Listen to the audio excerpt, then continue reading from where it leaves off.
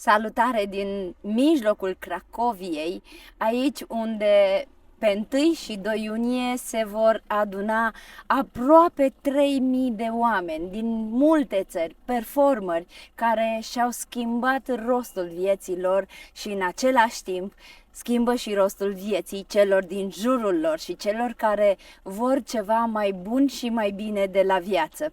Și sunt alături de partenerul meu de viață și de afaceri, Costi Păun, care mă însoțește în toate nebuniile mele, dar și eu îl însoțesc în toate nebuniile și aventurile vieții lui. Așadar, Costi Păun, ce te aduce pe tine acum în zilele acestea în Cracovia? Da, salutare. Hai să-i salutăm pe toți. Ideea este în felul următor. De 25 de ani, Coral Club, că despre asta este vorba, partenerul nostru de afacere și promotorul unui stil de viață sănătos. De peste 25 de ani, Coral Club promovează sănătatea și promovează starea de bine, iar asta se sărbătorește chiar acum, la 1 iunie, pe aici, în spatele nostru, unde o să fie nebunie, o mare de oameni. Ziceai tu aproape 3000 de oameni, eu aș paria că o să vedem mâine peste 3000 de oameni care vor fi împreună, dincolo de granițe, dincolo de intrigile politice, economice și de război.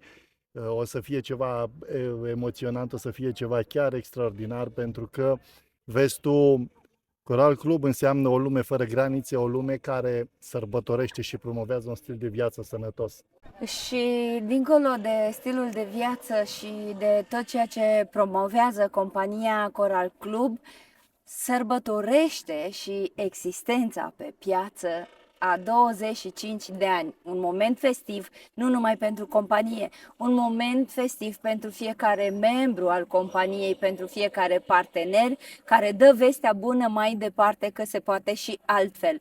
Poți să-ți îndeplinești visurile așa cum și Costi și-a îndeplinit visul lui?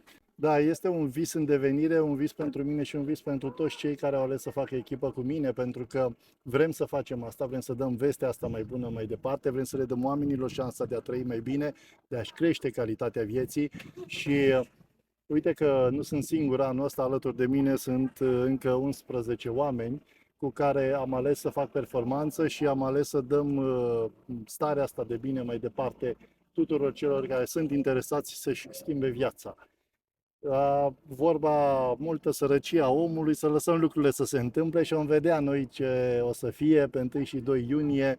De eu zic că o să fie nebunie, o să fie o nebunie frumoasă, o să fie oameni care, uite, deja văd amenajat aici în parcare un loc special unde vor fi parcate mașinile, mașini ca asta din spatele nostru, nu știu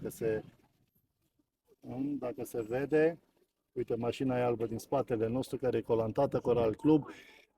Oameni care primesc mașini ca bonus pentru rezultatele muncilor.